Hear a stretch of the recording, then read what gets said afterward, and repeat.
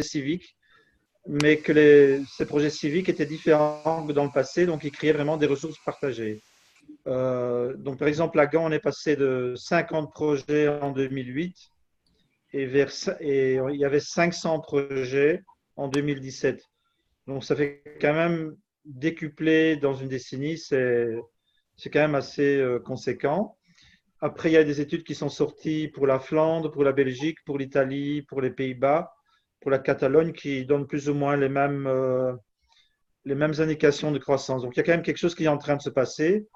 Et donc, aujourd'hui, il y a pas mal de citoyens qui décident de réorganiser certains services. Donc, ils veulent la nourriture bio, ils veulent l'énergie renouvelable, et ils n'attendent plus le marché ni l'État, ils s'auto-organisent. Voilà. Et donc, ça donne les urbains communs. Alors, quand on regarde la structure des urbains communs, on voit qu'ils sont très, très similaires à la structure des mouvements open source. Donc, ils coproduisent des logiciels au niveau mondial. Et donc, ça, c'est quand même étonné. C'est quelque chose qui m'a beaucoup étonné quand j'ai pu voir ça à Gand. Donc, ça veut dire que au centre, il y a une communauté productive, donc une communauté de personnes qui créent quelque chose ensemble, donc qui s'auto-constituent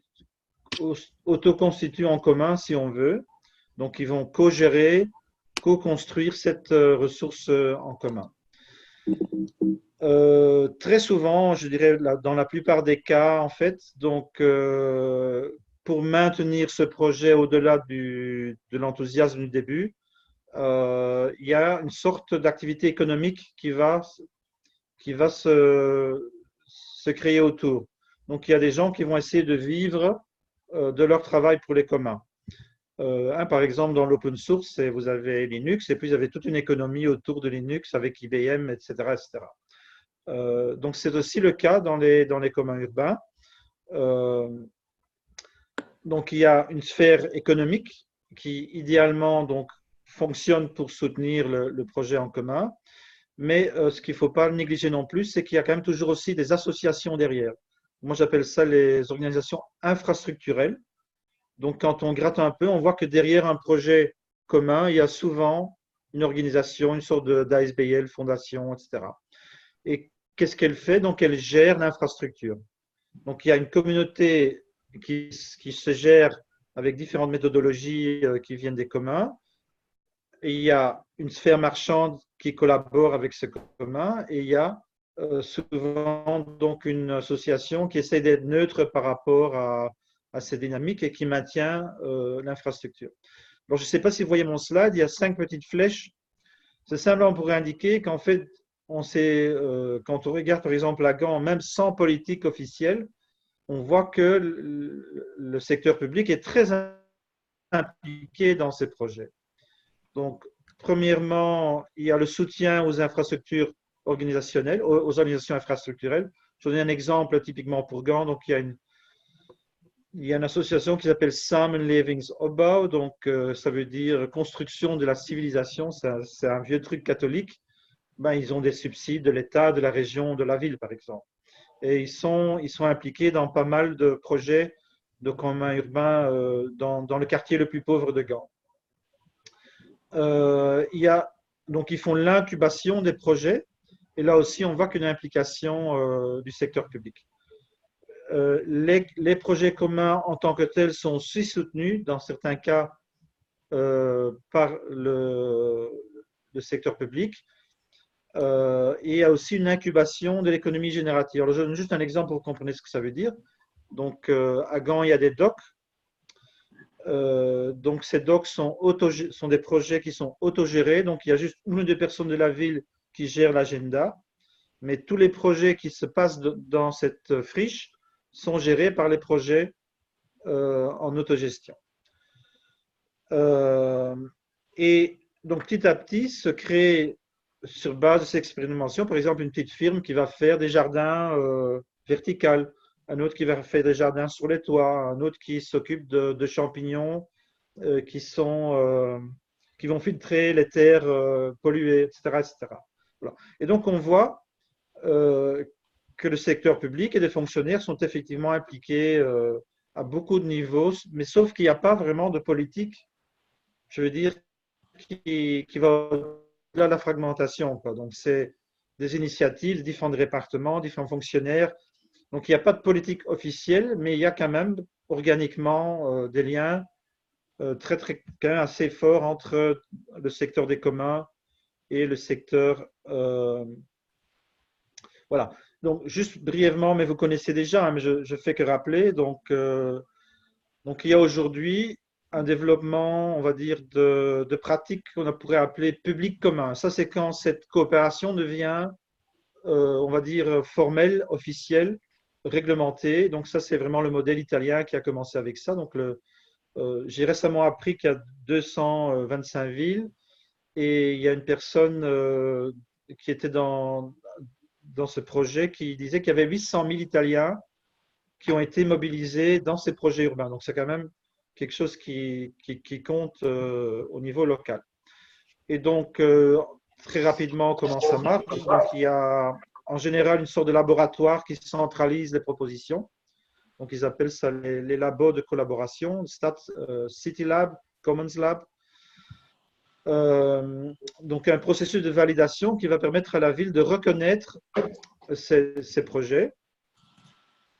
Et donc, à ce moment-là, il va y avoir un accord, un pacte de collaboration entre la ville et le projet en commun qui va déterminer les droits et les devoirs du projet.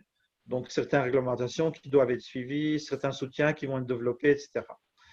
Et donc là, la ville devient pas l'unique collaborateur du projet commun, mais va devenir aussi le régisseur d'une coalition de soutien. Donc en Italie, c'est en général donc le modèle des 5 étoiles, pas les 5 étoiles mouvement politique, mais quintuple helix model, donc c'est-à-dire la ville, le secteur commercial, le secteur des ONG formels, les secteurs de recherche.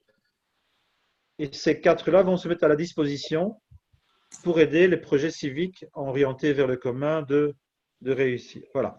Donc ça, c'est juste pour un petit rappel de ce qui se passe. Voilà.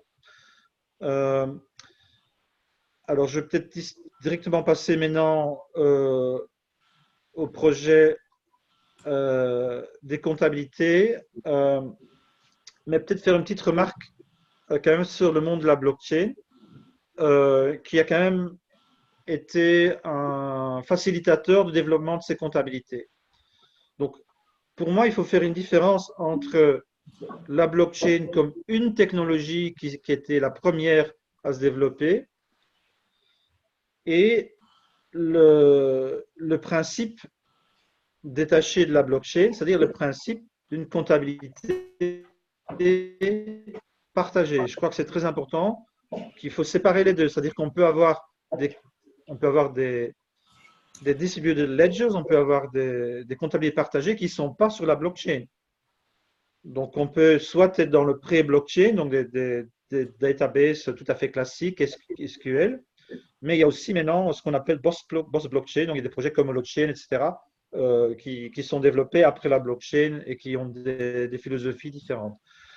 Donc, ça, c'est très important. Et alors, je dirais aussi historiquement pourquoi c'est important, malgré toutes les critiques qu'on peut faire sur la blockchain au niveau énergétique, etc., c'est qu'on passe quand même d'une idée, je dirais, de l'Internet de la communication, donc c'est-à-dire le mettre ensemble au niveau global d'une communication possible et d'une auto-organisation possible de groupes humains qui ont des projets communs, vers une Internet des transactions.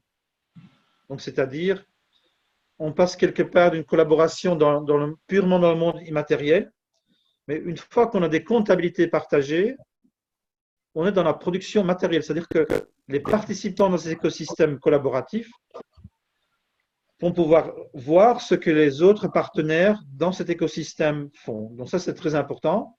Donc, ce que le blockchain indique, c'est aussi un design économique qui passe d'une vision, on va dire, de la compétition de toutes les entreprises entre elles vers une vision d'écosystème collaboratif. Donc, c'est un changement au niveau de la vision économique que je trouve très, très important. Voilà. Donc, il y a trois sortes de comptabilité aujourd'hui qui se sont développées pas seulement dans la blockchain, mais en général dans ce qu'on appelle en anglais Commons-Based Peer Production. Donc, tous les projets où il y a des communautés qui se mettent ensemble pour réaliser des projets communs en écosystème collaboratif. Donc ça, c'est très important. Ce sont des projets ouverts qui permettent à différents acteurs de rentrer ou de sortir du projet. Donc il y a un design particulier pour cette collaboration. Donc la première collaboration, la première forme de comptabilité qui s'est développée, alors là j'entends 30 secondes pour l'avion qui passe.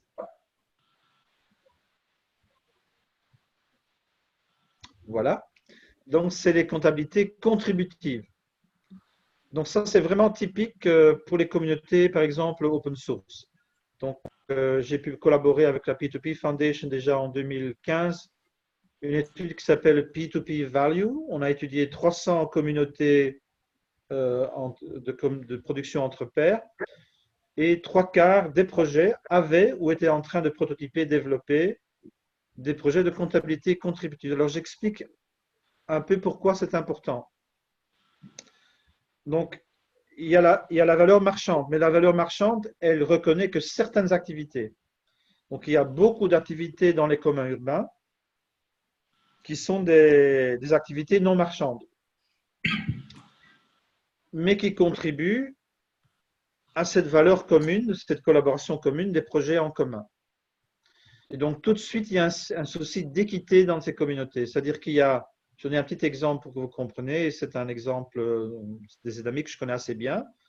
Donc, un collectif de traducteurs qui font certains travaux gratuitement en tant que don vers la communauté. Ils vont donc se créer une réputation dans le monde on va dire, la wikisphère, la blogosphère et tout ça. Donc, ils vont se créer une certaine réputation. Et du coup, ils vont créer un intérêt, ils vont créer une attraction commerciale. C'est-à-dire qu'il y a des éditeurs qui vont mobiliser des gens de ce collectif pour traduire des livres. Bon, j'espère que vous voyez tout de suite le problème. Donc, il y a, disons, 20 personnes qui collectivement créent de la valeur en commun, qui vont créer un capital réputationnel. Mais chaque fois qu'il y a une demande marchande, il n'y a que 2 ou 3 personnes qui vont être mobilisées. Donc, du coup, pour maintenir cet esprit de collaboration, pour pas qu'il y ait le sentiment qu'il y a des freeriders et qu'il y a certaines personnes qui exploitent le commun, il va y avoir un souci d'équité. C'est à ce moment-là que ces communautés développent donc des comptabilités internes. Alors, sans doute que certains de vous, j'ai entendu parler de Rumix, là au début, je ne sais plus qui en parlait. Rumix, ça fait déjà 4-5 ans qu'il fonctionne avec une comptabilité contributive. Tout simple, avec Excel, donc ce n'est pas très sophistiqué, mais ça marche déjà 5 ans et ils sont capables, tous les 2 ans, de créer donc cet événement avec le sentiment que chaque collaborateur, chaque contributeur à l'organisation de Rumix peut sentir qu'il a une récompense équitable par rapport aux entrées qui peuvent se faire pour le projet. Donc ça, c'est une première comptabilité qui se développe. Alors, il y a peut-être un concept que je trouve intéressant.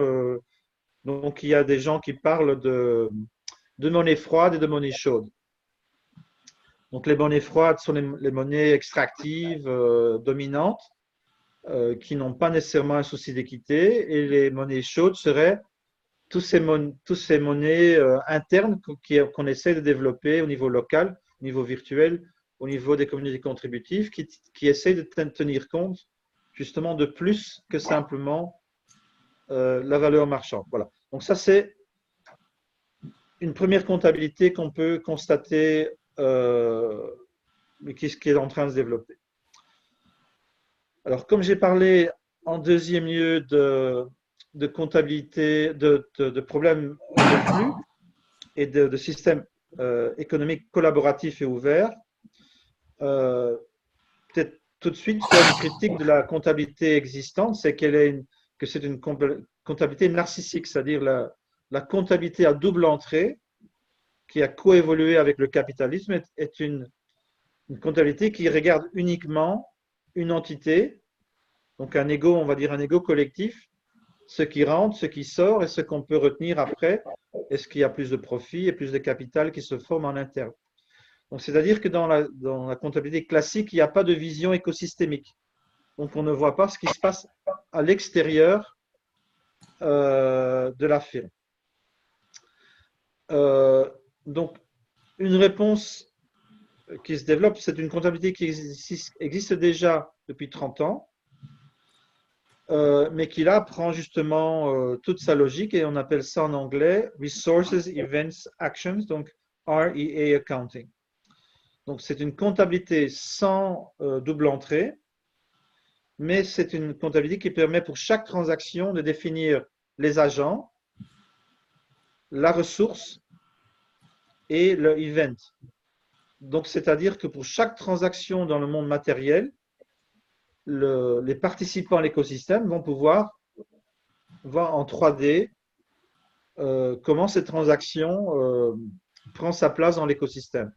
Voilà, donc ça donne tout de suite. Donc là, on est dans une comptabilité qui permet de voir les flux. Non pas seulement les flux qui rentrent et qui sortent chez soi, mais donc le flux de tout l'écosystème collaboratif. Alors là, je viens à la troisième forme de comptabilité qui est sans doute peut-être la plus réaliste et la plus intéressante aujourd'hui, peut-être dans un contexte d'une ville, etc. C'est les comptabilités thermodynamiques. Et donc, il y a plusieurs façons de voir la chose. Mais donc, l'idée, donc, c'est qu'on va de plus en plus vers un monde où on se réalise qu'il y a des externalités positives et négatives, qu'ils ne sont pas bien gérés par les comptabilités à double entrée, et que donc, on va essayer de développer euh, des comptabilités qui vont intégrer les externalités. Donc, toutes les, alors, je vais te donner quelques exemples de chaque. Donc, si vous voyez le slide qui est là, donc il y a positif, négatif, social et écologique. Donc, on va prendre positif, social. Donc, les externalités sociales et positives. Donc, typiquement, ça va être Facebook ou Google qui existe grâce à la communication de 2 milliards de personnes qui vont échanger entre eux, donc qui va permettre à Facebook de vendre notre attention à l'extérieur, mais il n'y a aucun mécanisme qui reconnaît que les utilisateurs sont co-créateurs de la valeur de Facebook. Vous voyez ce que je veux dire? Donc, on a un système qui ne reconnaît aucunement les externalités sociales positives dont il profite. Alors, deuxièmement, je vais prendre un exemple d'externalité positive écologique, qui est un exemple qui vient de France. Alors, je ne sais pas très bien comment ça s'est développé, mais il y a 2 ans, j'étais en Normandie, le château, là, comment ça s'appelle, Cérisy. Donc, on avait un colloque sur les communs, il y avait le fondateur de Terre des Liens. Alors, typiquement, Terre des Liens, donc, qui achète des terres, qui les met dans un trust et qui va faire un bail écologique avec des paysans bio qui, sinon, n'ont pas assez d'argent pour se lancer dans le bio, qui a un capital, je crois, de 75 millions, en tout cas à l'époque, donc qui est quand même assez conséquent. Donc, ils ont fait une étude il y a quelques années qui démontre qu'au plus qu'il y a des paysans bio dans un département, au moins l'agence d'épuration d'eau va dépenser de l'argent pour purifier l'eau. Donc ça, c'est typiquement une externalité positive écologique, mais qui n'est pas reconnue aujourd'hui dans les comptabilités dominantes. C'est-à-dire que l'État, dans ce cas précis, va profiter de la collaboration en réseau de ces paysans bio et de cette communication de l'agriculture, mais les retombées positives ne sont pas reconnues par ces agences. Donc ça, c'est voilà, c'est un exemple. Bon, alors l'externalité négative, évidemment, c'est par exemple Airbnb qui va détruire le tissu locatif d'un centre-ville, donc qui en même temps va créer une certaine économie, mais en même temps va aussi détruire une sorte d'équité sociale dans une ville, donc et c'est pas reconnu, etc. Voilà. Donc l'idée de ces nouvelles comptabilités, c'est de tenir compte des externalités. Alors, je vais donner quelques exemples qui me paraissent tout à fait intéressants. Donc, une famille de comptabilité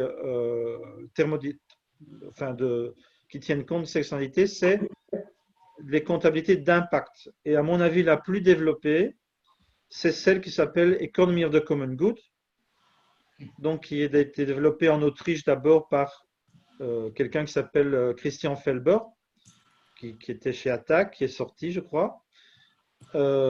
Donc, il a analysé les constitutions européennes et il a conclu qu'il n'y a aucune constitution européenne qui dit que l'économie est au service du profit privé. Par contre, toutes les constitutions européennes disent que l'économie doit servir le bien commun. Donc, première étape. Deuxième étape, il a décidé, enfin, il a conclu que l'impact, ce n'est pas quelque chose de métaphysique, c'est quelque chose sur lequel on peut se mettre d'accord. Donc, ils sont arrivés avec cette comptabilité d'impact il y a 17 clusters d'impact positif et négatif.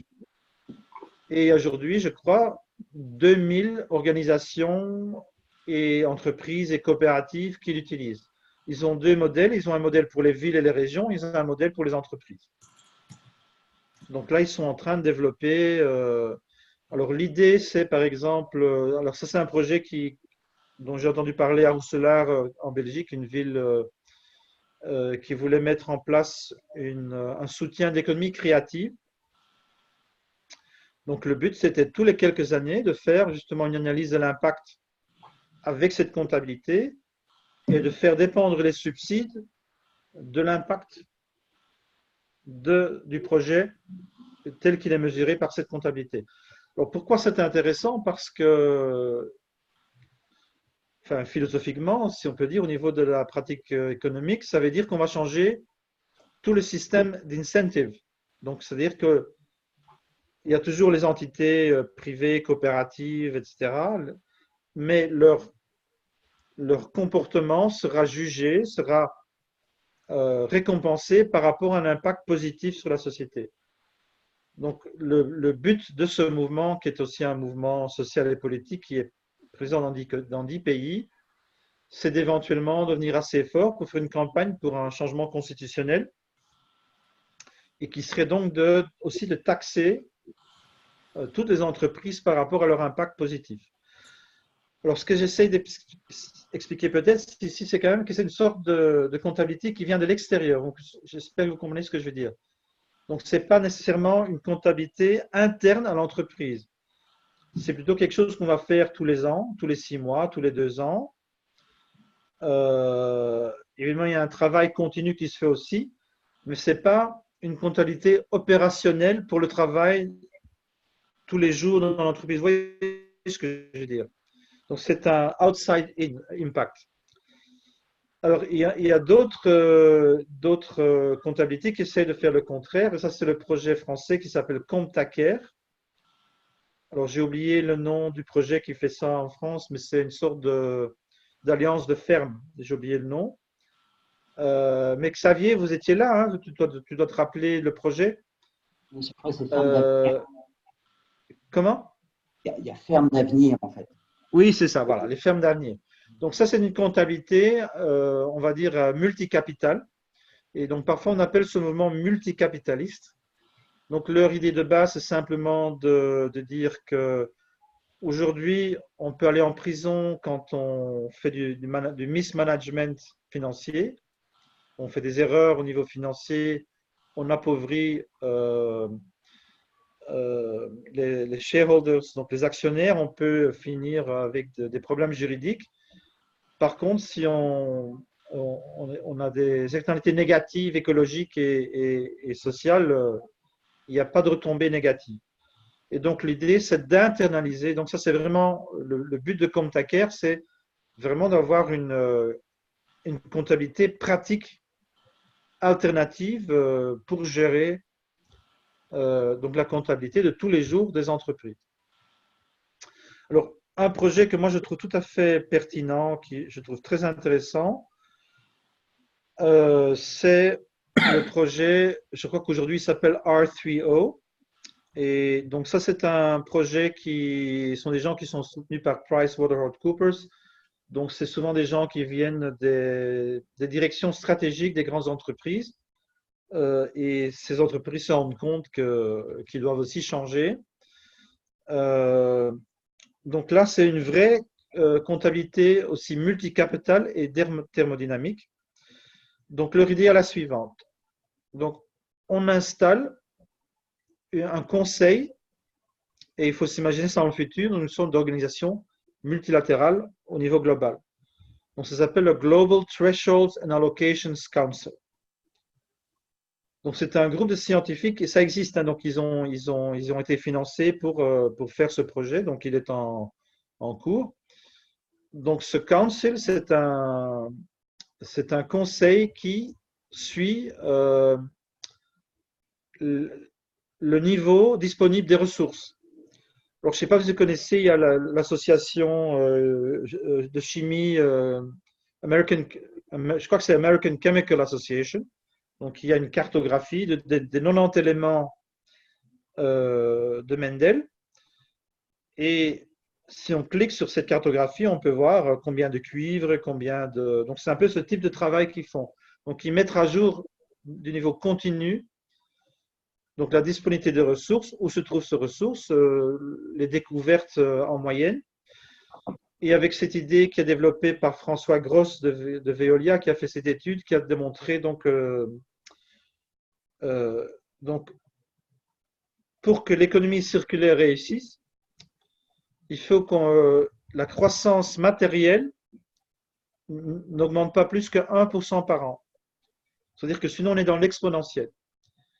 Si on est dans l'exponentiel, l'économie circulaire peut uniquement servir pendant 30-40 ans à éviter une sorte de catastrophe à court terme, mais finalement elle ne sert pas à grand-chose. Donc si on veut vraiment une économie thermodynamiquement stable, donc il faut ce genre de comptabilité thermodynamique.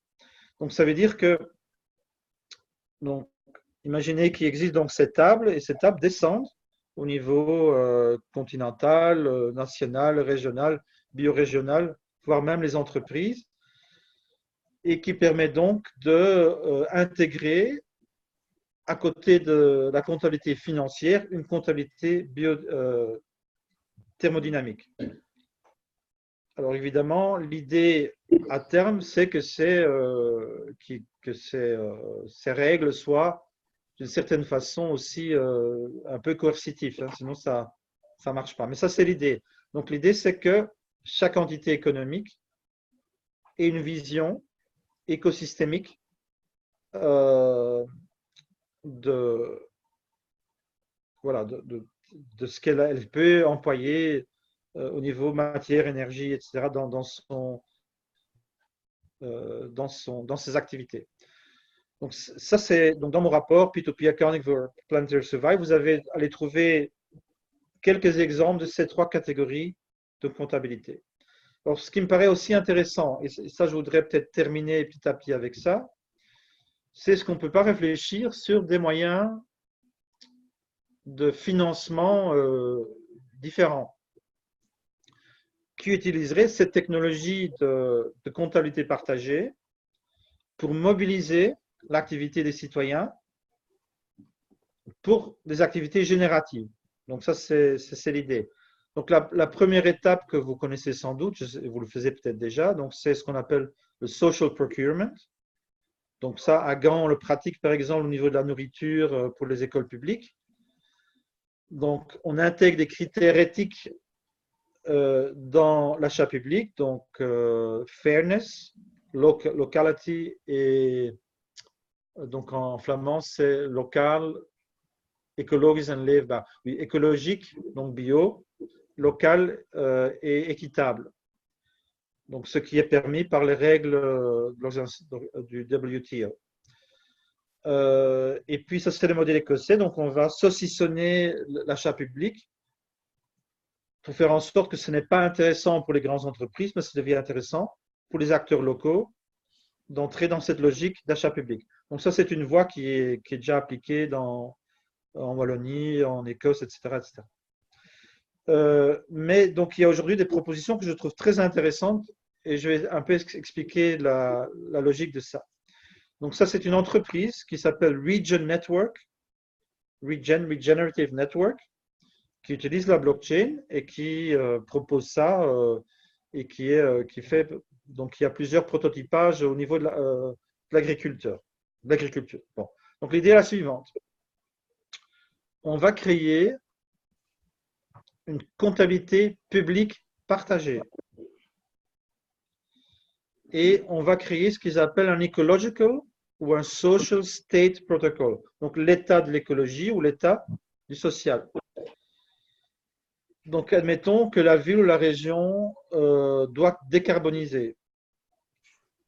Donc, l'idée de cette comptabilité partagée, c'est en fait de mobiliser, sans achat public, toute la population dans une mobilisation massive pour la décarbonisation.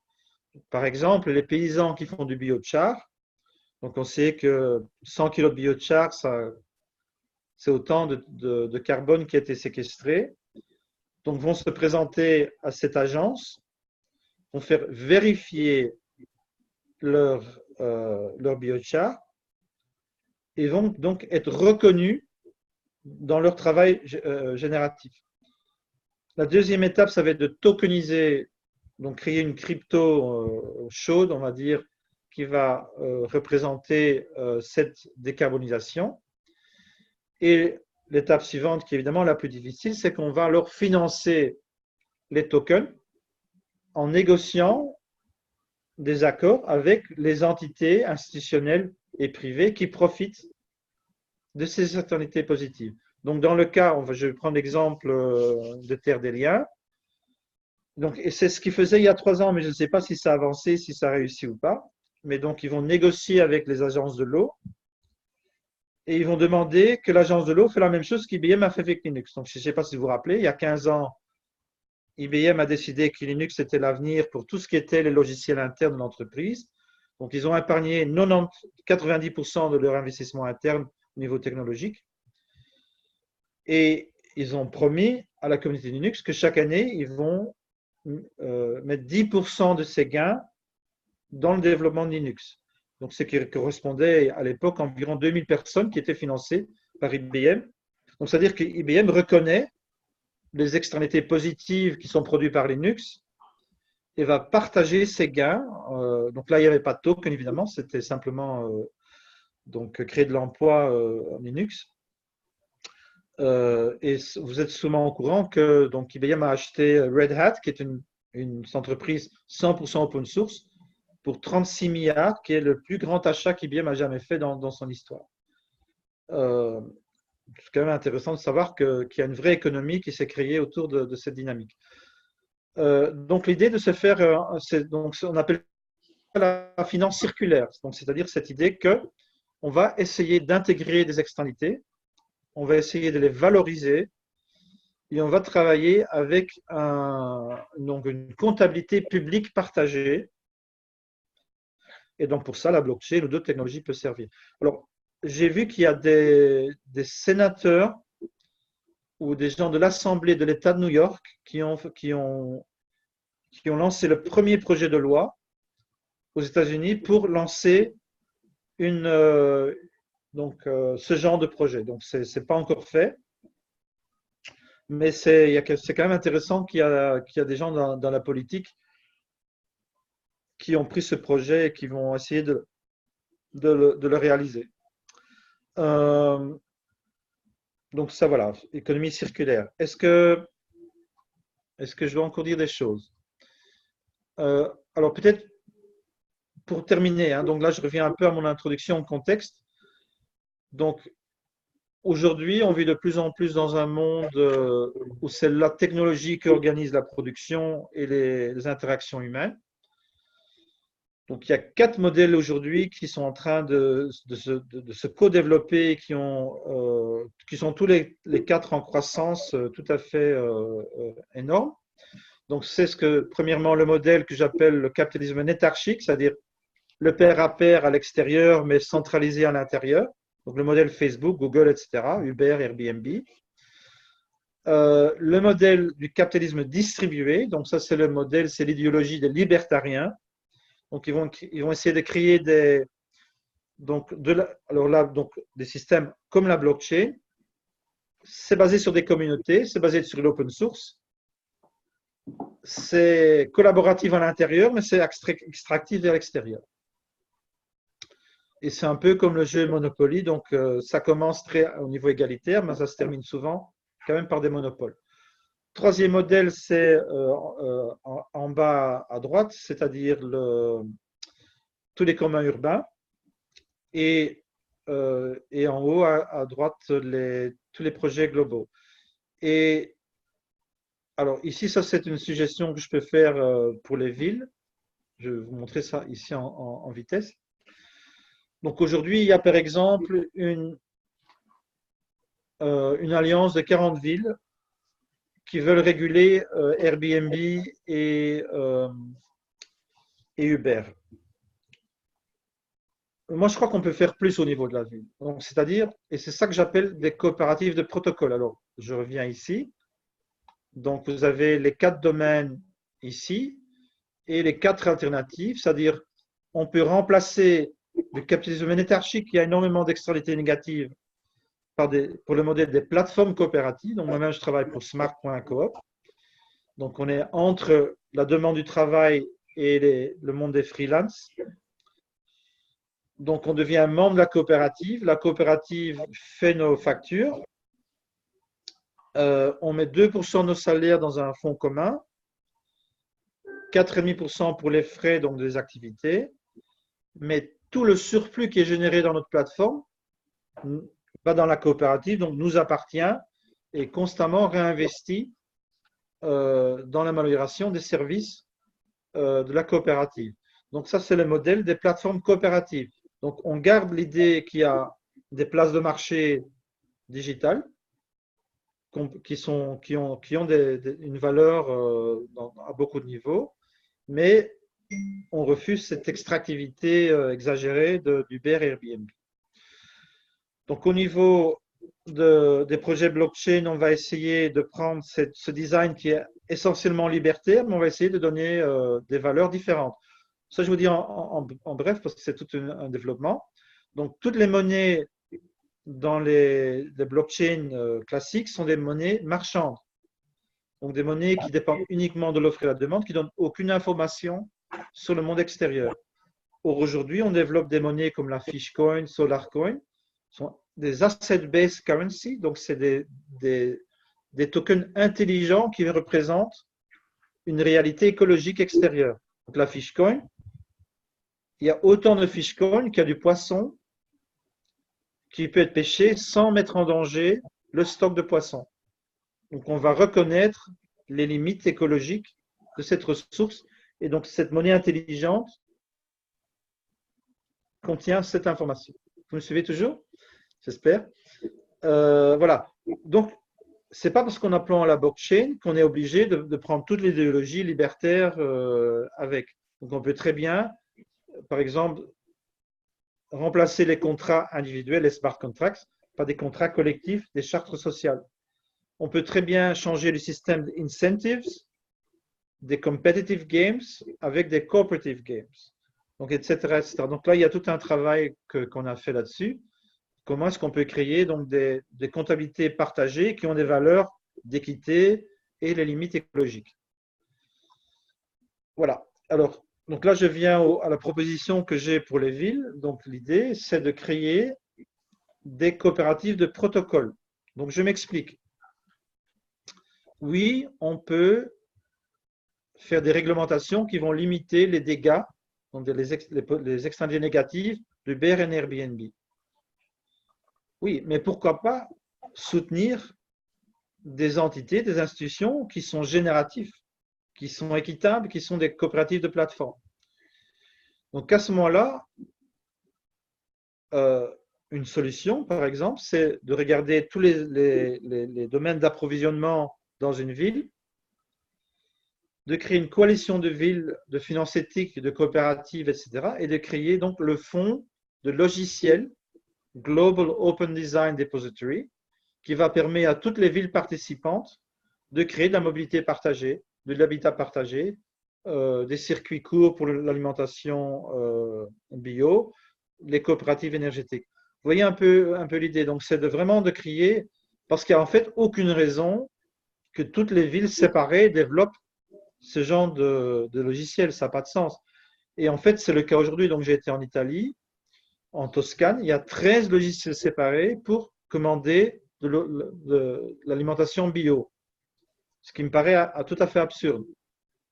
Donc ça, c'est une idée, c'est que les villes peuvent se coaliser pour créer une base technologique qui peut être alors contextualisée, localisée par tous les acteurs de l'économie des communs au niveau local. Donc, ils ne sont pas obligés, parce que le grand avantage Uber, Airbnb, Facebook, Google, c'est évidemment qu'ils ont un logiciel centralisé qui fonctionne dans le monde entier. Et donc, c'est très difficile d'imaginer des alternatives qui fonctionnent au niveau et qui sont compétitives avec ces grandes alliances commerciales s'il n'y a pas aussi là une sorte d'infrastructure collective qui permet de faciliter le développement de ces projets.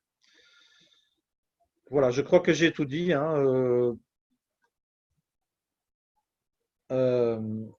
Donc ça, c'est un peu un sommaire. Oui, alors, c'est encore une chose. Voilà, et là, je termine vraiment. Donc, ça, évidemment, ici, je suis un peu dans l'utopie. Mais ce que je m'imagine, c'est ça. Donc, que dans le futur, si on veut l'économie circulaire, on doit partager. Si chaque entité économique garde jalousement sa logistique et tout ça séparément, on ne va jamais arriver à une économie circulaire. Donc, on a besoin justement de ce shift vers des écosystèmes collaboratifs, faire du plus de partage d'informations. Et ça, c'est très intéressant parce que ça permet justement d'étendre ce qu'on fait déjà dans l'open source. Donc, ce qu'on fait dans l'open source, c'est que ce sont des écosystèmes collaboratifs déjà, c'est-à-dire que Linux, c'est IBM, c'est Red Hat, c'est d'environ 250 entreprises qui travaillent ensemble pour faire du Linux ensemble, avec tous les gens aussi qui sont en dehors. Et cette corrélation mutuelle se fait parce qu'on a ce qu'on appelle, on appelle ça la stigmergie, c'est-à-dire on est dans un système ouvert et transparent qui permet de voir tous les signaux de tous les participants. Donc, c'est-à-dire que chacun peut régler son travail propre en avant une vision de tout l'écosystème. Donc, on peut ajuster son travail. Donc, ça, c'est une première couche de collaboration. La deuxième couche de collaboration, c'est justement cette deuxième couche, c'est le marché génératif. Donc, c'est cette invention de nouvelles techniques qui font que le marché fonctionne dans les limites des ressources planétaires, avec plus d'équité, des monnaies intelligentes, etc., etc. Et le troisième niveau, c'est le niveau thermodynamique, c'est le niveau de planification. Donc, en fait, on a les communs et sa coordination mutuelle, on a le marché et le prix, et on a de la planification qui sont dans une sorte d'intégration qui prend le meilleur des trois et qui les intègre dans un écosystème collaboratif. Donc, ça, c'est un peu le rêve que je propose, qui n'est pas, évidemment pas encore là.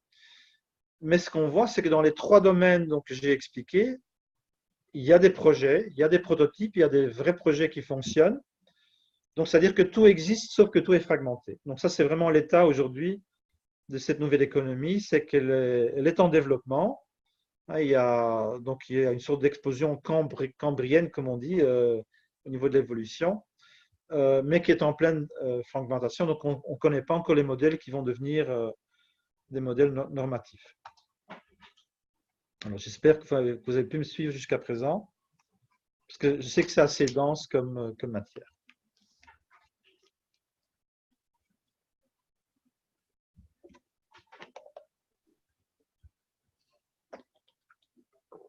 On peut réagir?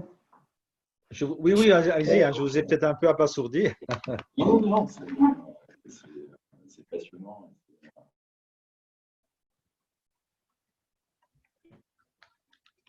Ah oui, j'ai parlé assez longtemps, là, je vois. Première question. En termes de retour sur l'expérience d'analyse échec, comment ça se fait que qu'est-ce qui fait que ça puisse émerger dans le le champ du logiciel, open source. Qu'est-ce qui fait que sur l'économie numérique, les Airbnb, Facebook et Google et autres ont réussi à y arriver? Et pourquoi est-ce qu'on est en échec sur des choses comme dans les initiatives publiques qui ont pu être faites sur l'autopartage, sur les différentes… Est-ce qu'on peut avoir des éléments de retour sur ce qui sont les facteurs clés de réussite ou d'échec? Oui, alors pour moi, évidemment, il y a deux aspects quand même très importants. Enfin, peut-être trois. Donc, premièrement, il n'y a pas de capital. Hein, donc, ça, c'est Uber et Facebook qui sont dans le système du capital à risque. Donc, du coup, ils sont bien financés et peuvent tout de suite monopoliser un marché. Une fois que ce marché est monopolisé, c'est très, très difficile de le changer. Deuxième élément, il faut quand même le dire, c'est que l'autorité publique n'a pas suivi. Donc, il n'y a pas eu de leadership, il n'y a pas eu d'aide institutionnelle, de cadrage, rien du tout. Donc, ce qui fait que la société civile qui a essayé de répondre, donc tous ces communs urbains qui ont essayé de répondre aux crises écologiques et sociales qui se développent, ils sont seuls. Donc il n'y a pas de cadre. Et je dirais, alors peut-être en troisième lieu au niveau des alternatives eux-mêmes, le monde coopératif est très très conservateur. Donc l'économie solidaire, l'économie coopérative n'a pas du tout bougé pendant 10 ans dans ce domaine-là. Donc aujourd'hui, il y a des initiatives comme la coop des communs où Xavier était, mais ça existe depuis 2-3 ans. Donc il y a eu un énorme… Donc là, il y a le capitalisme s'est développé beaucoup plus vite et l'État et la société civile ont perdu énormément de temps. Alors la blockchain, ça c'est intéressant parce que pourquoi ça marche? Il ne faut pas oublier que donc c'est quand même c'était 800 milliards, maintenant c'est retombé, mais je crois que c'est encore toujours 100 milliards environ et puis c'est en train de remonter. Donc au niveau financier, il y a eu quelque chose quand même de très intéressant qui s'est passé. Donc au niveau de la blockchain, premièrement, il y a des incentives. Donc, c'est-à-dire avec le Bitcoin, ça a marché. Donc, le Bitcoin a dans son design a conceptualisé un système financier qui n'existait pas avant, qui fait que donc, il y a énormément d'argent qui s'est cristallisé dans ce nouvel écosystème. Et donc, du coup, cette alternative libertaire, elle s'est beaucoup plus développée que les alternatives sociales parce qu'ils étaient bien financés. Mais il y a des choses intéressantes dans le modèle blockchain que je voudrais insister. Premièrement, donc, c'est des écosystèmes collaboratifs. Deuxièmement, c'est des systèmes de finances distribués. Donc, c'est-à-dire que là qu'avant, les projets étaient dépendants uniquement soit des banques ou du financement à risque, aujourd'hui, on peut faire des appels communs, donc de initial coin offering, initial community offering, et c'est une finance totalement distribuée. Donc, oui, les banques peuvent participer, oui, les capitaux de risque peuvent participer, mais aussi des millions de gens qui vont acheter quelques bitcoins, etc., etc. Donc, ces gens ont quand même réussi à se financer. Et le troisième aspect que je trouve très intéressant dans le monde de la blockchain, c'est que, en général, 40% des tokens sont réservés au travail. Il n'y a encore aucun marxiste qui a réussi à faire ça. Hein. Donc, c'est-à-dire que on est là dans un écosystème où le travail, donc les développeurs, les marketeurs, tous les gens qui participent au développement d'écosystèmes reçoivent 40% des revenus potentiels du projet. Donc, ils sont très, très bien financés. Et donc, il y a aujourd'hui toute une classe de travailleurs nomades. Moi, j'habite ici à Chiang Mai. Ce week-end, il y a la conférence des nomades digitales. Il y en a 3 par an. On a 4 réunions crypto par semaine. Et on a 25 000 personnes qui travaillent ici dans le numérique, qui sont donc liées à ce genre de projet. Donc c'est une vraie économie qui a réussi. Et donc, si on compare ça avec les communs urbains, c'est complètement différent. Donc, par exemple, typiquement dans les communs urbains que j'ai pu étudier à Gand, la direction du projet, ça va être 2 personnes, souvent à mi-temps, qui vont travailler 80 heures par semaine. Donc, donc ça, c'est la problématique. Mais évidemment, la logique sous-jacente, c'est que le travail génératif n'est pas financé. Donc, c'est-à-dire, un paysan qui va intégrer les externalités négatives et positives dans son… Donc, il va prendre sur lui des frais qui ne sont pas pris en charge par les paysans industriels, va logiquement être plus cher et moins soutenu que ceux qui produisent plus d'externalités négatives. Et c'est pour ça que je parle à la fin de ma proposition, que je parle de ces financements circulaires. Donc pour moi, on doit réfléchir en tant que ville, est-ce qu'il n'y a pas des techniques financières qui vont nous permettre de financer tout ce travail génératif dont on a besoin pour survivre dans nos écosystèmes et dans nos villes. J'avais une question. D'abord, je voulais remercier Michel Bowens pour la clarté du propos. Enfin, je crois qu'on boit du petit lait et en plus, vous êtes agréable à écouter. Je dois vous le dire. Merci. Après, j'essaye de mesurer l'ampleur de la transformation à opérer et je voudrais être sûr de bien comprendre. C'est-à-dire, quand on parle de la comptabilité publique, par exemple en France, c'est une administration en soi. C'est-à-dire, et en plus, elle est très dépendante de l'État. Donc, on entend bien qu'on parle des collectivités, mais la réalité, c'est qu'en France, on est dans un système assez vertical qui part des directions des finances des collectivités, mais qui passe par un poste assez convoité qu'on appelle le trésorier payeur général. Et tout ça est sous la tête d'une direction financière et comptable à Bercy. Et donc moi, la question que je voudrais comprendre, c'est, en tout cas s'agissant de l'action des acteurs publics, est-ce qu'on parle d'une ambition qui consisterait à transformer la comptabilité publique? Auquel cas, c'est un redoutable. Enfin, c'est une ambition, mais elle est compliquée.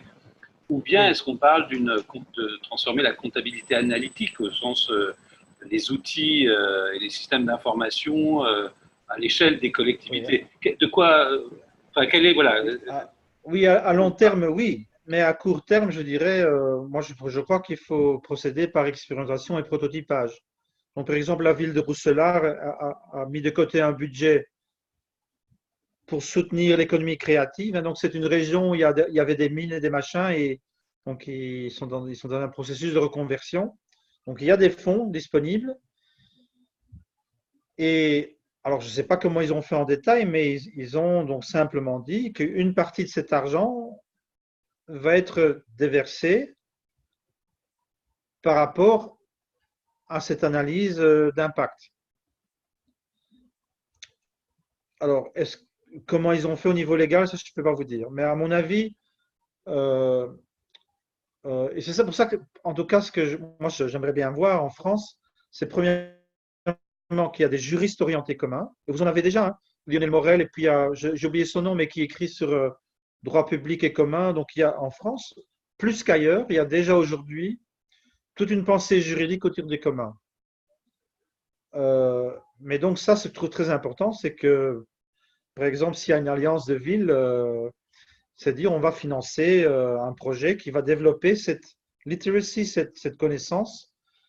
Et alors, les gens qui l'ont déjà fait, par exemple, il y a un groupe qui s'appelle ShareLex. Et on m'a dit qu'il fonctionne encore en France. Donc, ShareLex, c'est des gens à qui vous pouvez demander des problèmes juridiques. Donc, ils vont ouvrir un FAQ, foire question. Et donc, tout ce collectif de juristes va se mettre en branle pour essayer de vous aider dans vos projets coopératifs, d'économie solidaire, etc. Alors, eux, ils disent que 90% des difficultés peuvent être résolues sans changement des lois, c'est-à-dire avec une réinterprétation créative.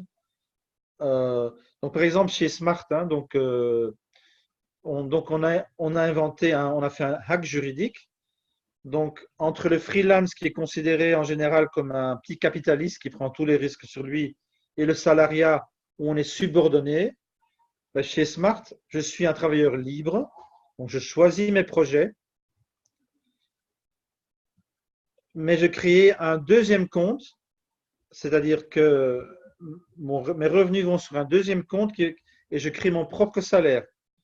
Donc, en tant que membre de la coopérative, je suis employé de la coopérative. Donc, je suis en même temps un salarié et je suis en même temps un freelance. Et donc, ça, c'est un acte juridique qu'ils appellent le travailleur autonome, que moi, je trouve très intéressant parce que ça me permet, en Belgique en tout cas, d'être protégé par la sécurité sociale, alors qu'on n'était pas auparavant. Donc, je crois que si on compare au statut d'auto-entrepreneur en France, que c'est beaucoup plus favorable aux travailleurs. Alors, ce n'est pas idéal parce qu'il n'y a pas de patron qui paye nos frais à notre place. Donc, ça reste en dessous. Mais donc, ce genre je dirais, de créativité juridique me paraît tout à fait intéressante. Donc, ça permet de faire beaucoup de choses qu'on croit ne pas pouvoir faire, mais qu'avec des bons juristes, on peut. Donc, ma première position, c'est d'avoir quelques juristes dans les villes qui se familiarisent avec toute cette problématique des communs et de trouver des solutions juridiques ad hoc pour les prototypages et l'expérimentation. Et donc aussi, ce que je recommande évidemment, c'est le modèle italien, c'est qu'il faut au moins dans une ville un Commons Lab qui permet de reconnaître, légitimer les projets des communs urbains. Donc, c'est-à-dire que la politique de la ville ne soit plus une politique fragmentée, on va dire volontariste, mais qu'elle devienne une partie institutionnelle de votre travail. Donc, il y a dans la ville des règlements, des protocoles pour la collaboration entre le public et le commun qui facilitent cette interaction, cette coopération entre les deux mondes.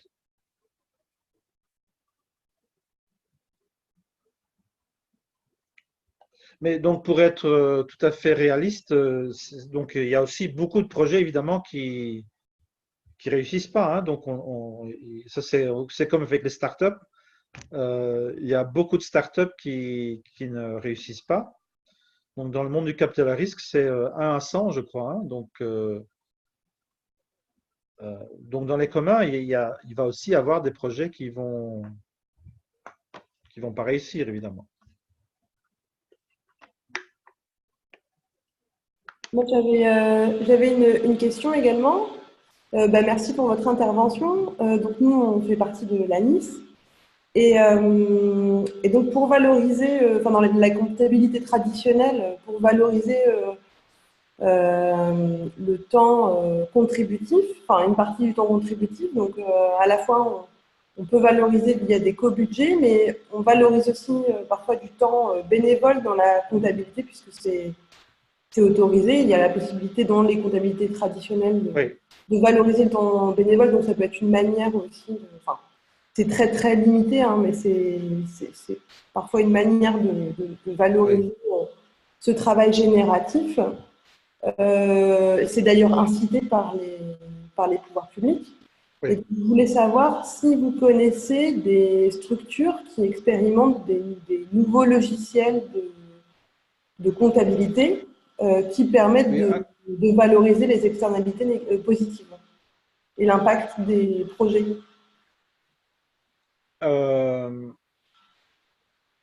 Alors, au niveau de purement donc, les comptabilités contributives, je crois que le système qui est le plus sophistiqué, c'est celui-là de Sensorica.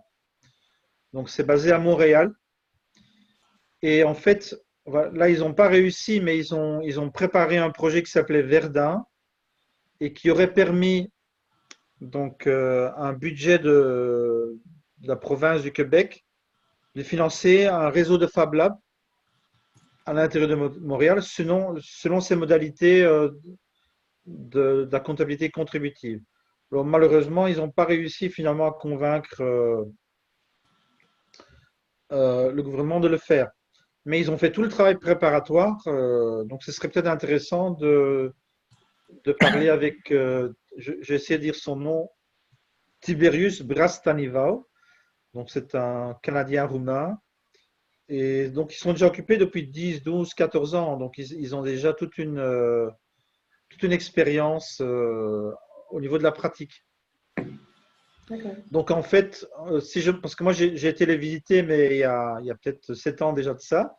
Donc, il s'agit de… Donc, quand vous faites un travail dans le cadre de Sensorica, vous enregistrez votre temps avec un numéro de projet. Mais vous pouvez aussi mettre… j'ai prêté une machine, j'ai prêté une salle. Enfin, donc, il y a tout un système qui existe. Il y a un système de vérification par les pairs, parce que bon, pour être certain qu'il n'y a pas des gens qui sont trop fantaisistes donc au niveau de ce qu'ils vont mettre dans le projet. Ceci dit, il ne faut pas oublier qu'il y a énormément de contrôle social, hein. Donc, par exemple, chez Roomix, quand vous parlez avec les gens de Roomix, ils disent qu'il n'y a pas d'abus parce que tout le monde se connaît et que tout de suite, euh, voilà. Donc, par contre, chez Remix, leur grande difficulté, c'est qu'il y a des gens, par exemple, qui viennent des développeurs, qui ont des attentes irréalistes par rapport au financement qui existe. Donc, ça, c'est une difficulté qu'ils ont chez Remix. Mais donc, Sensorica, pour moi, c'est un bon exemple. Donc là, vous pourriez avoir une conversation avec eux et un peu voir comment ça fonctionne. Donc, je finis, hein. Donc, vous recevez des points karma. Et donc, quand il y a les financements qui viennent de l'extérieur, donc chaque projet a autant de karma et donc l'argent va être automatiquement versé selon le nombre de points karmiques que vous avez gagnés dans votre travail contributif. Donc ça, c'est un peu le principe en gros. Donc en fait, il y a une sorte de membrane entre l'extérieur et l'intérieur. Un autre projet qui est peut-être pas très loin de chez vous, c'est à Milan, c'est Common Coin. Donc, Common Coin est un centre culturel à Milan. Donc, premièrement, ils font des fêtes techno tous les semaines qui rapportent pas mal d'argent. Et puis, ils ont le Fashion Week. Mais en interne, ils ont cette monnaie qui s'appelle Common Coin. Donc, chaque membre du staff reçoit premièrement un minimum de 400 € de basic income. Et chaque fois qu'il y a un plus grand flux de financement externe, ils vont valoriser les tokens donc ad hoc selon les revenus qui rentrent de l'extérieur. Donc ça, c'est un autre exemple de système contributif qui fonctionne depuis quelques années déjà. Et évidemment, Roomix, mais ça, c'est vraiment sur des sheets Excel et tout ça. Mais peut-être intéressant à voir parce que c'est tout simple et ça fonctionne, quoi.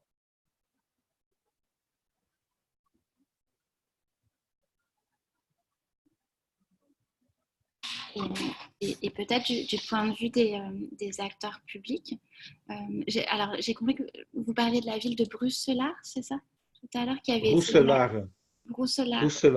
oui. D'accord. Donc, là, je peux vous mettre en contact avec la présidente de la Fondation Père à Père qui s'appelle Evie Swinen, ah, oui, d'accord. qui est la directrice de Time Lab à Gand et qui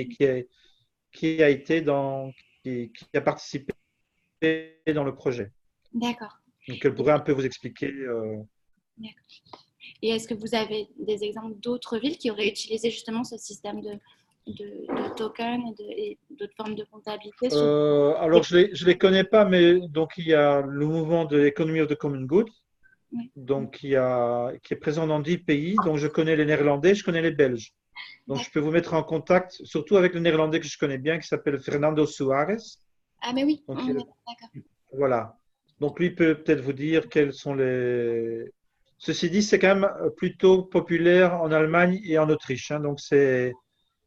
Donc, la plupart des exemples vont peut-être pas se trouver en Belgique et aux Pays-Bas, mais vont surtout se trouver dans l'ère germanophone, quoi. Et ils prétendent qu'ils ont 2000 clients, hein. Donc, il y a 2000 instances de cette comptabilité.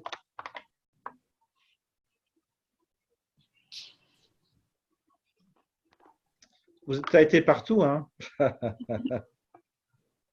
Pas encore. Oui. Et pour faire émerger des projets à une certaine échelle, quel pourrait être l'équivalent du capital risque pour les projets de commun? Et c'est là que justement, vous vous rappelez ce slide ici, là, donc moi c'est ce que je propose, c'est ça. Donc si vous regardez un peu en détail, donc vous avez Layer 1, Global for Benefit Associations, fueled by Public Commons Partnerships. Donc vous avez Brest, vous avez Nantes, vous avez Grenoble. Donc vous créez une alliance de villes. Puis vous créez une alliance de finances éthiques. Et puis vous créez une alliance de coopératives ou de l'économie solidaire. Donc ensemble, vous créez une structure qui va pouvoir porter ça. Alors, ce qu'il y a aussi, je ne sais pas si vous connaissez, ça s'appelle Civic Crowdfunding. Et il y a une association européenne de Civic Crowdfunding. Et ça, c'est une association qui s'occupe de financer des infrastructures collectives. Alors, ils ont 3 étapes. Donc, le crowdfunding, donc le public large. Le match funding, c'est les villes. Donc, Gand, par exemple, a un projet de match funding. Donc, pour tout projet qui fait du crowdfunding, la ville de Gand va doubler la mise. Et en 3e lieu, il y a ce qu'ils appellent le cloud funding. Donc, par exemple, Goteo.org, qui est un des spécialistes en Europe pour ça. Ils ont créé tout un système de réseau institutionnel avec des fondations, des villes, des régions qui vont aussi cofinancer ces projets. Donc, il y a 3. Donc, il y a 3 couches qui vont collaborer. La couche citoyenne, la couche de la ville où le projet va se développer et une couche méta. Et donc, ces trois groupes d'acteurs vont financer des projets infrastructurels. Donc, ça, par exemple, si vous mélangez les deux, donc vous avez votre alliance de Protocol Coop, donc Global Open Design Depository. Et si vous faites converger ça avec une méthodologie de financement genre Civic Crowdfunding, vous avez quand même des possibilités de créer quand même des fonds qui vont peut-être pas être des fonds équivalents à Uber et tout ça, mais qui peuvent quand même être au niveau assez substantiel pour pouvoir permettre. Et là, si vous travaillez en open source, donc chaque projet, par exemple de mobilité partagée, va pouvoir servir à toutes les autres villes dans le réseau. Et les autres projets dans l'autre ville vont pouvoir servir. Et donc petit à petit, vous faites en fait une sorte de socle d'infrastructures collaboratives qui va permettre de mutualiser l'habitat. Et donc, ça ne se ferait pas sur un jour, mais c'est quand même, à mon avis, une sorte de stratégie à long terme qui va permettre des grands changements à terme. Ouais, non, combiné à votre City Lab Commons Lab. Et alors, ça, j'en ai pas parlé, mais je trouve ça assez intéressant. C'est une innovation à Gand. Ils ont eu un prix pour ça. Hein. C'est ici, c'est cette idée donc de créer des. Je suis désolé, c'est ici. Voilà. Donc, Gand a eu un prix pour le projet qui s'appelle Ghent en garde. Et ce qui est intéressant dans ce projet, donc il y a une étude FIAN.be, FIAN.be. Ils ont fait une étude comparative des transitions au niveau de l'alimentation saine dans toute l'Europe. Et leur conclusion, c'est que toutes les villes qui ont réussi ces transitions, c'est parce qu'ils avaient un conseil de transition avec tous les stakeholders, tous les parties prenantes, qui a fonctionné au moins pendant 10 ans. Donc, c'est-à-dire 10 ans après des activités continues d'un conseil de transition pour l'alimentation saine, on peut constater que les villes ont vraiment changé leur supply chain au niveau de la nourriture. Et ce que Gand a fait, ce que je trouve très intéressant, et moi j'appelle ça donc la démocratie contributive. Donc ils ont intégré les acteurs des communs dans le conseil de transition. Et ça c'est très important. Si c'est uniquement contributif, je veux dire représentatif, vous avez en Flandre par exemple le Boerenbond, l'association des paysans traditionnels, qui vont s'opposer à l'agriculture biologique, qui vont dire ça marche pas, enfin voilà. Donc il y a tout ce discours, donc il va faire en sorte que ça n'avance pas très fort. Par contre, si vous avez dans votre conseil les acteurs qui le font déjà, donc ils peuvent prouver que ça marche et qu'ils ont déjà des années de pratique, vous allez aller beaucoup plus vite dans ce genre de… Voilà. Et donc, moi, je trouve ces conseils de transition très importants aussi comme outil d'une sorte de démocratie étendue et qui intègre justement les acteurs du commun en tant qu'acteurs contributifs. Donc, la démocratie contributive, c'est-à-dire, c'est pas la même chose que la démocratie participative. Par exemple, on va prendre le projet de Barcelone, je ne sais plus comment il s'appelle, Decidim. C'est-à-dire qu'on va demander aux gens ce qu'ils veulent. C'est pas mal. Donc, ça permet beaucoup de nouveaux projets. Mais la démocratie contributive, ça va permettre d'aider les gens qui font déjà. C'est-à-dire que ceux qui ont déjà prouvé qu'ils sont capables de changer des secteurs d'approvisionnement et qu'ils ont déjà des modèles qui fonctionnent, même à petite échelle, mais comme les AMAP, etc., qui fonctionnent déjà et ils ont déjà une solidité. Donc, on leur donne une voie dans la planification de la ville, de façon structurée et institutionnelle. J'aurais une question plus générale, mais donc elle sort un peu du débat d'aujourd'hui, mais comme on a la chance de vous avoir, j'avais envie de vous la poser. Nous, depuis qu'on est dans ce programme Enacting, on sent qu'il y a quand même des questions qui se posent sur le récit des communs. En fait. C'est-à-dire qu'aujourd'hui, Oui. les communs, ils sont en tant que récit, ils sont en compétition avec d'autres récits qui sont celui de la transition écologique et sociale et qui n'empruntent pas les mêmes vocabulaires, même s'ils les rejoignent souvent. Il y a un certain nombre d'autres récits. Et moi, je note chez les acteurs des communs une controverse qui est la suivante. Est-ce qu'il faut… est-ce que les communs est un bon récit en tant que tel ou est-ce qu'il faut utiliser les communs mais avec un autre récit?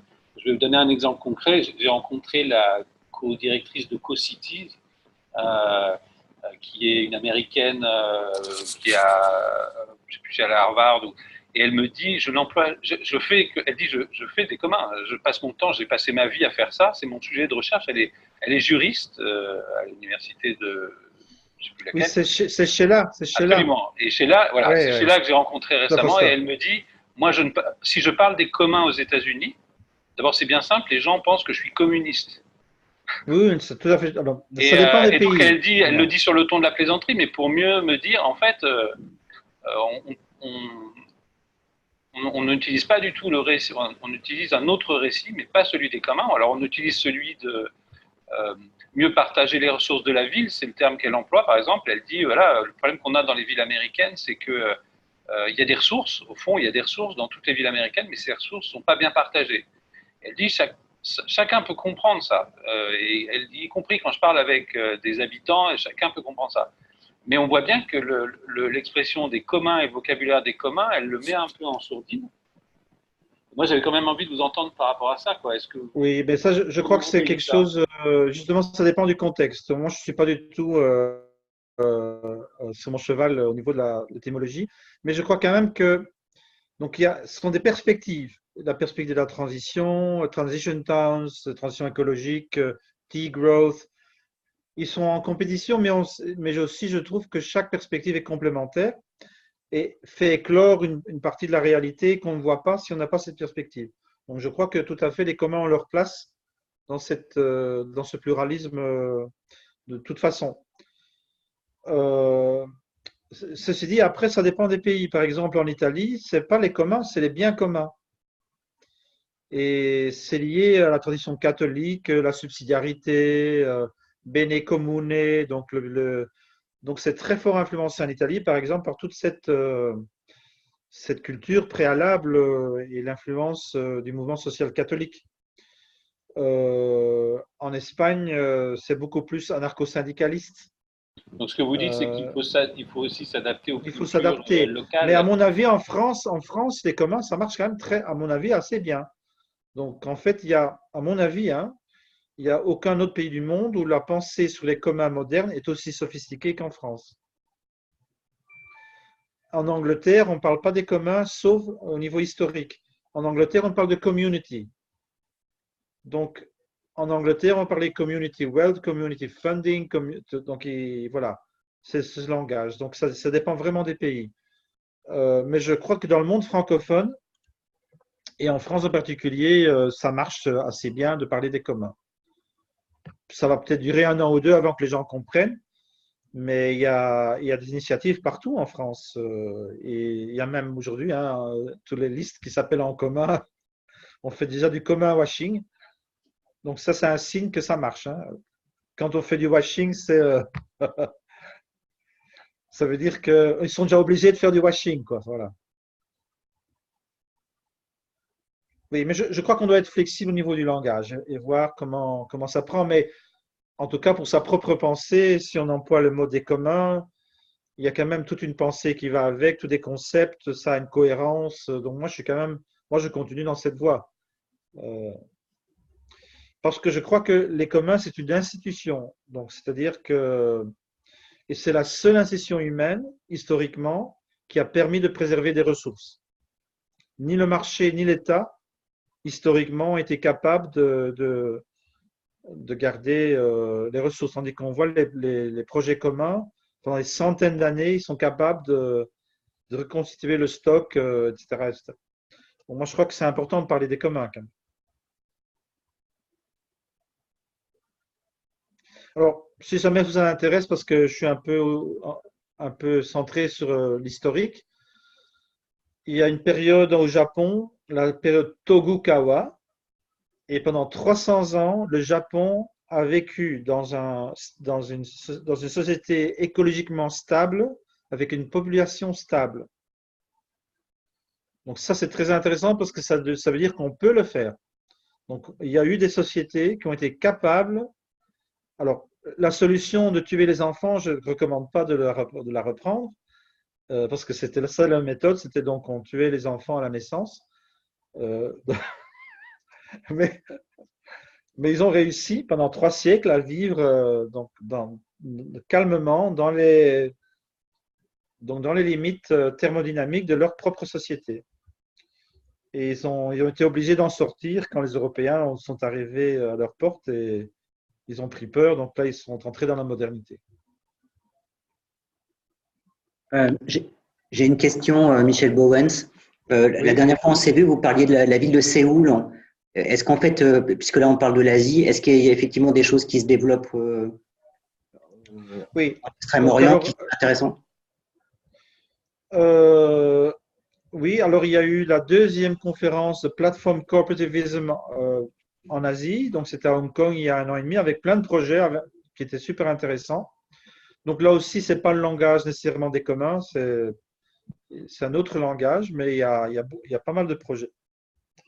Mais en particulier donc à Séoul, donc le maire qui était un activiste des droits humains, et à Séoul, donc c'était une dictature militaire, donc être activiste des droits humains, ça veut dire qu'on risquait sa vie, qu'on est allé en prison, qu'on a été torturé. Voilà. Donc lui, il a fait une politique très très poussée de sharing economy. Donc l'économie du partage, quand ça avait encore un sens qui n'était pas encore tout à fait contaminé par Uber, etc. Et donc lui, il avait créé donc un réseau de quartiers et il a demandé aux quartiers ce que les gens voulaient. Malheureusement, la 2e étape, c'était simplement alors de faire dans une sorte de politique quand même assez néolibérale, donc quelles firmes peuvent faire ça et ça. Bon. Mais là, il s'est rendu compte des limites de l'économie du partage. Et donc, il veut que Séoul devienne une ville en commun. Mais ceci dit, donc, sa vision n'est pas encore très claire, hein, mais en tout cas au niveau sémantique, il dit donc I want to go from a sharing city to a common city. Donc j'ai pu parler avec le maire il y a environ 2 mois. Et donc, j'ai des partenaires à Séoul, le Khao Pholang Asia Institute, qui travaille avec le maire. Bon, on va essayer de jouer un petit rôle modeste dans cette transformation. Alors, à Sydney aussi, c'est intéressant. Donc là, ils ont fait un plan de transition vers les communs. Mais ce n'est pas une initiative de la ville, c'est une initiative du Commons Lab. Mais donc la personne qui s'appelle Scully, j'ai oublié son prénom, donc c'est le numéro 2 de la ville de Sydney qui est donc aussi pro-commun et qui a envie d'avancer dans ce sens. Donc le problème c'est que donc il y a le mot qui est employé, mais il n'y a pas toujours une vision très claire de ce que ça veut dire en pratique en fait.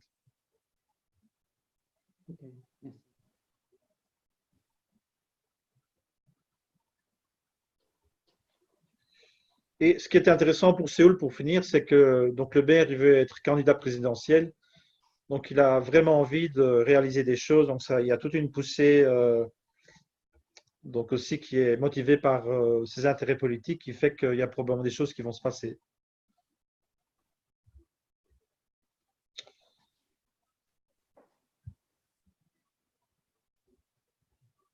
Oui, moi j'ai en fait j'ai un autre Skype à 10h30, donc je vois qu'on y est presque. Est-ce qu'il y a une dernière question? Oui, allez-y, allez. Non, c'est ok. Oui, oui, allez-y.